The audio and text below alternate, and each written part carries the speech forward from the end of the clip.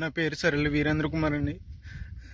నేను ఒక ఏజెంట్ ఖత్తర్ అని చెప్పి ఖత్తర్ తీసుకొచ్చి అక్కడి నుంచి సౌదీ అరేబియా తీసుకొచ్చేసారండి ఎడారిలోకి. నేను ఈ నెల 10వ తారీఖున వచ్చానండి ఖత్తరు.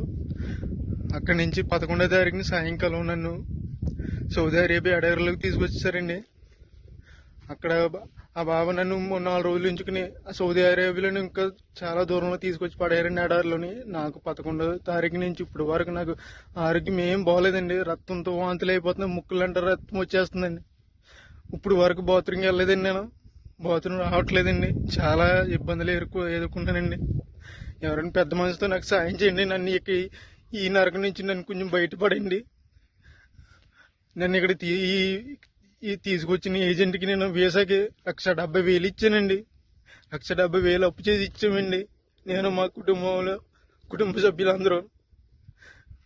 ప్లీజ్ నన్ను కానీ ఇలా వదిలేసానండి. 10 రోజుల్లో కనుక నేను ఇలా ఉంటే కనుక చచ్చిపోతానండి. సరైన తిండి ఉండలేదండి, మంచినీళ్ళు తాగుదామన్నా కానీ నా నీళ్ళు ఉండలేదండి.